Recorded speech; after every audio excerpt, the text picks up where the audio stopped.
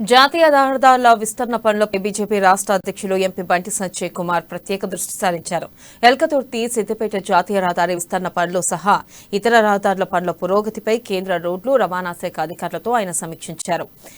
తేదీ నవంబర్ 12న ప్రధాని శంకుస్థాపన చేసిన సిద్దిపేట ఎల్కతుర్తి నేషనల్ హైవేకు కేంద్రం మొత్తం 578.85 కోట్ల రూపాయలు కేటాయించిందని సంజయ్ వివరించారు. సిద్దిపేట జిల్లా రంగదామంపల్లి బ్రిడ్జ్ నుండి ఎల్కతుర్తి జంక్షన్ వరకు పలు గ్రామాల మీదుగా విస్తరణ పనులు ప్రారంభమైనట్లుగా తెలిపారు. ఇక కల్వర్టు నిర్మాణం, జంక్షన్ ఇంప్రూవ్మెంట్, రీఅలైన్మెంట్, స్ట్రక్చర్ పనుల పురోగతిని అడిగి తెలుసుకున్నారు. ప్రజలకు ఇబ్బంది కాకుండా రోడ్డు నిర్మాణ పనులు చేపట్టేలా జాగ్రత్తలు తీసుకోవాలని బండి సంజయ్ అధికారులకు సూచించారు.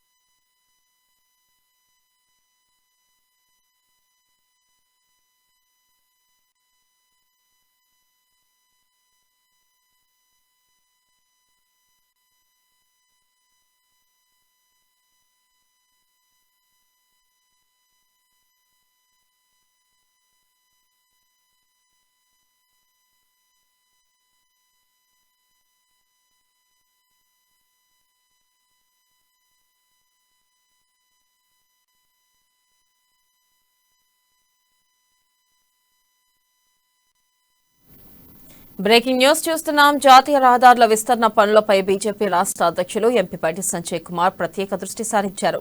ఎల్కతుర్తి సిద్దిపేట జాతీయ రహదారి విస్తరణ పనులు సహా ఇతర రహదారుల పనులు పురోగతిపై కేంద్ర రోడ్డు రవాణా శాఖ అధికారులతో ఆయన సమీక్షించారు.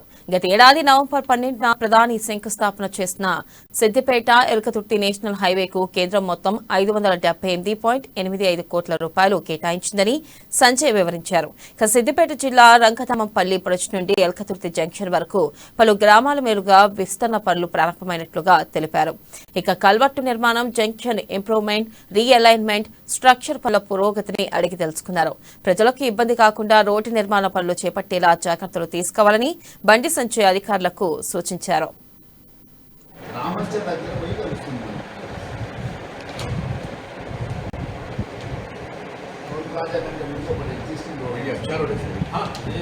इंपॉर्टेंट